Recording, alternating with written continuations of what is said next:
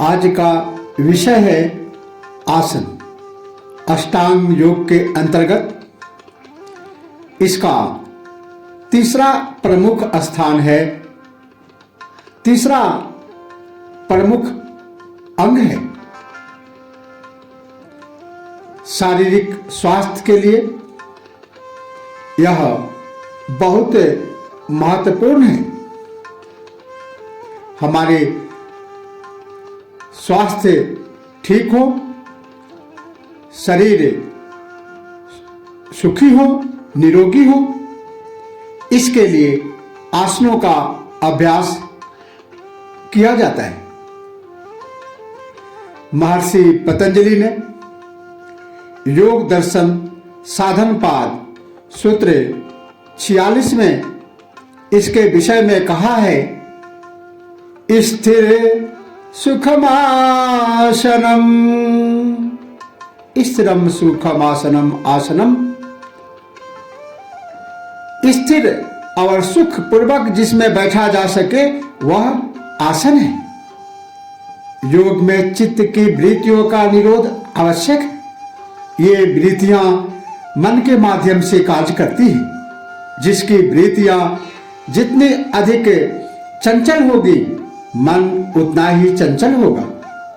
मन की चंचलता से ही विचार उठते हैं तथा इन विचारों का प्रभाव शरीर एवं इंद्रियों पर पड़ता है। इसलिए इनकी हलचल जाने अनजाने होती रहती है। बैठे बैठे ही पांव हिलाना, हाथों से इशारे करना, आंखों की पुतलियों का निरंतर चलते रहना, मुंह से कुछ बड़बड़ाना, होठों का हिलना आदि लक्षणों से ज्ञात होता है कि उसके मन में विचार चल रहे हैं। ये विचार नींद में भी चलते रहते हैं। इनको रोकने का उपाय सर्वप्रथम शरीर को स्थिर करना है। यदि अधिक समय तक शरीर को बिना हिलाए डुलाए स्थिर अवस्था में भगवान की मूर्ति के समान स्थिर रखा जा सके तो उसके विचारों का प्रवाह रुक जाता है। इसलिए योगी को जप, ध्यान आदि सिद्धि के लिए काफी समय शरीर को स्थिर करके बैठना पड़ता, किंतु अभ्यास न होने से कभी पांवों में दर्द होने लगता है, कभी सूजन आ जाती है। इसलिए इस सूत्र में कहा गया है कि आसन चाहे किसी भी प्रकार का हो, किंतु जिसमें लंबे समय तक स्थिर अवस्था में एवं सुख पूर्वक बैठा जा सके वही आसन श्रेष्ठ है। और ये तभी होगा जब इसका निरंतर अभ्यास किया जाए। सामान्यतः 3 आसन महर्षि पतंजलि के अनुसार श्रेष्ठ माने जाते हैं: सुखासन, सिद्धासन तथा पद्मासन। जिसको जो सुविधाजनक हो उसी का वह प्रयोग करे। हठ योग में कई आसन दिए गए हैं, वे शारीरिक स्वास्थ्य के लिए उपयोगी हैं, किंतु चित्त वृत्तियों के निरोध के लिए आवश्यक नहीं है। इस बात का ध्यान रखना चाहिए कि रीढ़ की हड्डी व गर्दन सीधी रहे ताकि ऊर्जा प्रवाह में बाधा न हो। अगले सूत्र 47 में महर्षि पतंजलि कहते हैं, प्रयत्न शैथिल्यानंत समापति भ्याम।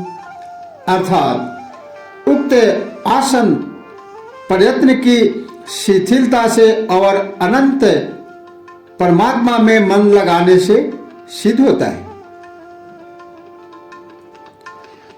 किसी भी आसन से यदि साधक लंबे समय तक सुख पूर्वक बिना शरीर को हिलाए डुलाए बैठ सकता है तो उसे आसन सिद्ध होना कहते हैं।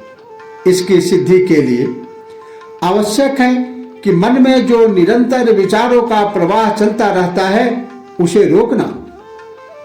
उसे कैसे रोका जाए? यदि प्रयत्न पूर्वक जबरदस्ती करके शरीर को स्थिर करने की चेष्टा की गई तो थोड़े समय चाहे वह स्थिर हो जाए, किंतु जाने अनजाने में विचारों के प्रवाहों के कारण उसमें फिर हलचल आरंभ हो जाएगी। इसीलिए इस सूत्र में कहा गया कि साधक अपनी ओर से उसे स्थिर करने के प्रयत्न छोड़ दे, शरीर को शिथिल हो जाने दे, शरीर को आरामदायक स्थिति में रखे, उसे ढीला छोड़ दे तथा विचारों को शांत करने के लिए अपना सारा ध्यान उस अनंत शक्ति अर्थात परमात्मा में लगा ले। किसी एक स्थान पर ध्यान केंद्रित हो जाने तथा निरंतर उसमें लगे रहने से विचार बंद हो जाएंगे, जिससे शरीर की चंचलता समाप्त होकर वह स्थिर हो जाएगा तथा लंबे समय तक स्थिर रह सकेगा। यही आसन सिद्धि।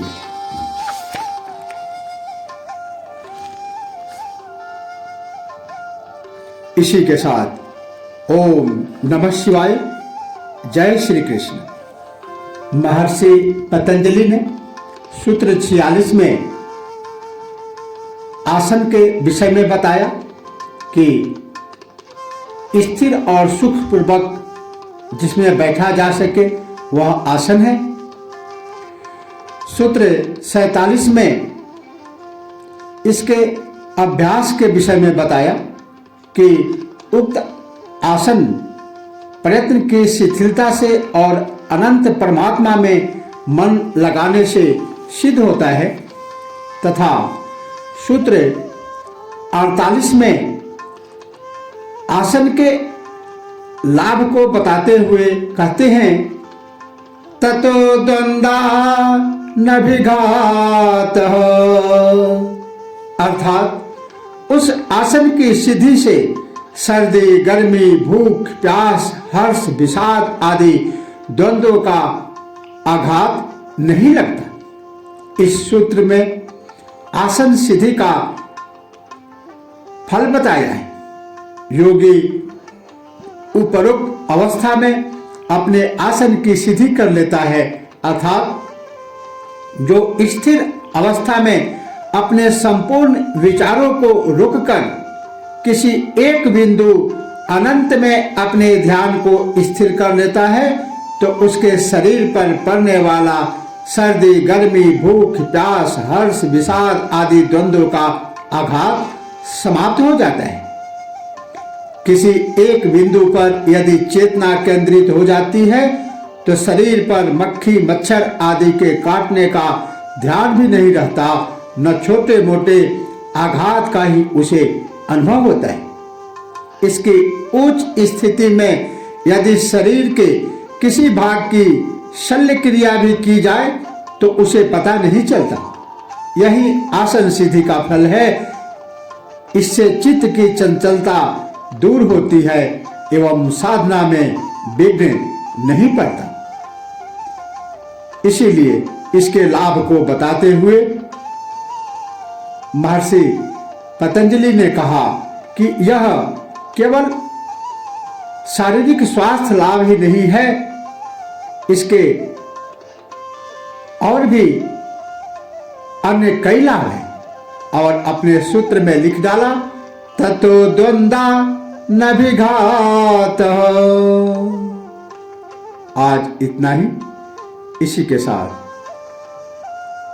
ओम नमः शिवाय, जय श्री कृष्ण।